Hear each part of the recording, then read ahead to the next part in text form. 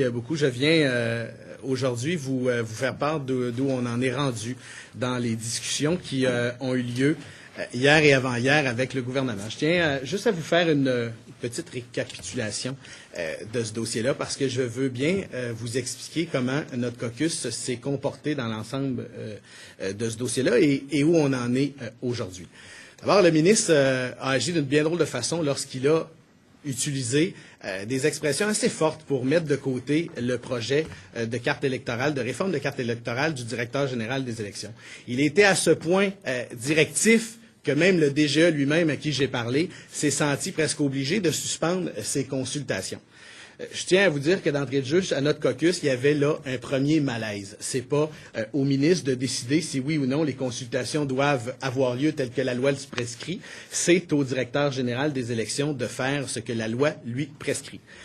J'ai discuté avec mes collègues longuement de cette question-là et c'est en groupe parlementaire responsable qu'on a accepté de participer dans une discussion très ouverte et très claire de où voulait en venir le gouvernement pour sortir de ce que lui qualifiait d'une impasse avec la réforme de la carte. D'abord, on avait mis deux critères, nous, très clairs, très clairs et sans ambiguïté. Le premier, c'est que le processus doit appartenir au directeur général des élections. C'est pas aux politiciens à se mettre les deux mains dans la carte électorale, c'est au directeur général des élections de le faire via sa commission de représentation. Qu'on veuille, dans un moment précis de l'histoire de notre Parlement, revoir certains critères, réfléchir à la loi parce qu'on est dans une situation qui y porte occasion, c'est une chose à laquelle on est prêt à participer. Le deuxième critère qui était clair pour nous, et ça, c'est sans ambiguïté également, c'est que 125 députés, c'est le maximum avec lequel on doit travailler. D'ailleurs, vous verrez dans notre contre-proposition qu'on est même prêt à discuter de voir est-ce que le directeur général des élections pourrait pas réfléchir à ce qu'il y en ait moins des élus au Québec? Vous savez, on est dans un débat actuellement à la Ville de Québec. Nous, on a appuyé cette façon de penser-là, de voir à réduire le nombre d'élus pour faire le travail. On voit pas comment, d'un côté de la bouche, par exemple, le gouvernement du Québec, dans le cas de Mme Normando, je l'entendais dire, avoir une certaine ouverture à Montréal à diminuer.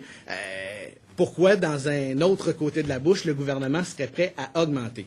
Et ça, c'était le deuxième critère. Nous avons clairement indiqué à M. Pelletier, lorsque vous nous ferez une proposition de motion, il faudra y avoir ces deux critères-là. Lorsque la proposition de motion est arrivée, d'abord, on a été surpris et déçus. Deux choses. La première, c'est qu'il y avait des critères qui étaient mis de l'avant. Des critères de respect de l'étendue du territoire, qualité de la représentation, accessibilité des députés. Tous ces critères-là, non pas pour juger de nos aspects de la loi électorale actuelle, mais pour, dans le fond, en venir à créer peut-être de nouvelles exceptions ou des régions d'exception. Déjà, à notre avis, un premier problème. Le deuxième, on voulait d'un côté, et comme ça a été annoncé, dire vouloir défendre les régions du Québec et leur poids politique, mais en même temps installer un critère d'urbanité et de concilier la possibilité de prendre en compte les lieux là où c'est fortement urbanisé. Il y avait une chose et son contraire, à peu près rien que du vent dans ces deux propositions-là, dans un esprit précis de la part du gouvernement. Vouloir protéger, et ce jugement très clair qu'on lui porte, vouloir protéger des endroits qui font son affaire. L'autre critère qui nous est apparu, deux autres critères qui nous sont apparus, une identification très claire qu'on voulait créer un 126e comté, ce qui n'est pas acceptable pour les députés de l'ADQ. Il n'est pas qu'on fasse des modifications à l'intérieur de la carte avec le constat qu'il y aura toujours 125 députés à l'Assemblée nationale ou moins pour l'instant. C'est comme ça que nous on le voyait, c'est pas comme ça que le gouvernement le voyait. Et il y avait également un article dans la proposition qui disait qu'il fallait prendre en compte un côté, l'aspect ethnique de certaines circonscriptions, de la diversité, il fallait prendre en compte la diversité de certaines populations. Alors tout ça, ça nous a amené à faire le constat suivant. Le gouvernement voulait mettre les deux mains dans le processus de carte électorale et ça, au grand jamais, on acceptera ça. Alors voilà, vous avez devant vous, vous l'avez reçu tout à l'heure, la contre-proposition qu'on fait. Ce n'est pas nécessaire pour moi de revenir sur tout, mais je vais quand même vous donner les grandes lignes de chacun des points. Le premier, si le mandat qui sera confié au DGE, s'ils acceptaient notre proposition, doit fonctionner sur une base de 125 circonscriptions. On souhaite que ça soit inscrit dans le mandat donné au directeur général des élections. Le deuxième, on voudrait que l'option de la réduction du nombre d'élus soit discutée. Le troisième, enlever le critère ethnique dans la confection d'une carte électorale. Le quatrième, critère de respect des communautés naturelles d'appartenance. On pense que le DGE a tous les outils dans les mains actuellement pour rendre un projet de carte perfectible, pour mieux respecter les communautés naturelles, par exemple, comme c'est le cas en Beauce, comme c'est le cas dans Chaudière-Appalaches, comme c'est le cas dans l'Est du Québec. Et nous, on veut des garanties claires que le gouvernement du Québec ne veut pas faire un buffet de cartes électorales, parce que sachez que dans sa proposition, l'idée maîtresse de tout ça était que le DGE nous arrivait avec un plan, nous arrivait avec des modifications, mais nous arrivait surtout avec plusieurs simulations de cartes électorales. Et le gouvernement, par la suite, se serait servi à souhait, aurait pris la version qui fait son affaire et l'aurait amenée en législation, ce qu'on considère totalement inacceptable. Alors voilà la contre-proposition qu'on fait aujourd'hui au ministre Benoît Pelletier en attente de voir sa réaction. Vous êtes en train de nous dire, M. Proulx, que le gouvernement voulait adopter la carte électorale, la faire adopter par les députés plutôt que la laisser à la commission de la représentation? Ce qui est clair, c'est que la façon dont on se dirigeait là-dedans, c'est qu'on demandait aux joueurs d'arbitrer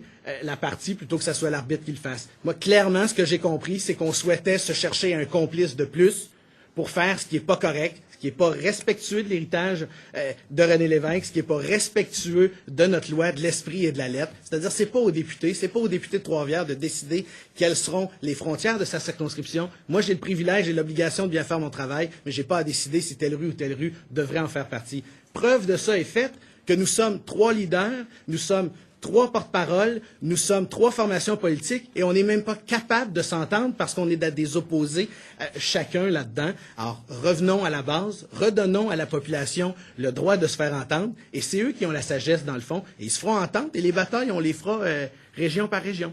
Vous marchez sans vous parce que c'est une tradition, c'est quand même pas une règle que vous marchiez à l'unanimité là-dedans. On parle d'un plus large consensus possible. On sent que le PQ et les libéraux sont pas si loin. Alors, effectivement, c'est une tradition. On s'attend à ce qu'elle soit respectée. C'est pas parce que ça fait pas leur affaire qu'il faut bafouer les traditions. Vous savez, là-dedans, là, on est près d'une grande dérive. On est sur le point d'en bafouer une tradition.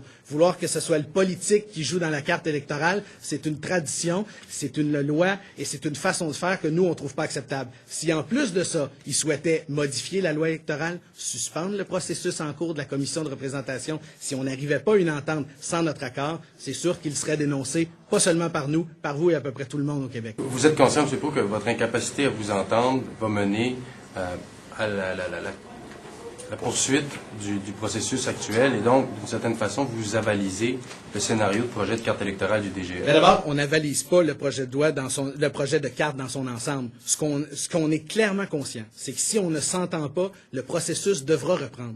Et nous, comme formation politique, comme élus, les 41, on s'est entendu que les batailles, on les ferait localement. On les ferait avec les gens. Je vais vous donner un exemple précis de la Beauce. Mon collègue Janvier Grondin a des gens chez eux qui souhaitent que le comté Beauce-Nord demeure. Vous savez, le comté de Beauce, notamment, là, c'est pas un comté qui était avec des grands changements démographiques. C'est un comté qui respectait la loi pour le nombre. C'est un comté qui est dans une communauté naturelle bien établie, qui est celle de la Beauce, et qu'on dénature en faisant les changements proposés. Alors, si cette bataille-là, on a souhaité de la faire, si cette bataille-là, elle a lieu dans le cadre des consultations, il n'y a rien qui nous empêche d'utiliser le forum démocratique qui est mis en place. Le DGE a une bonne loi parce que le DGE peut faire entendre les gens. Et la preuve, c'est qu'en 2001, on a fait des retours en arrière de sa part et on a adopté une carte différente de ce Dans ce cas-là, M. Ultimement, qui doit décider? Est-ce que c'est le politique ou le DGE, ultimement, après les consultations? Ultimement, le politique aurait toujours son mot à dire s'il arrivait des incongruités totales, s'il arrivait des choses qui sont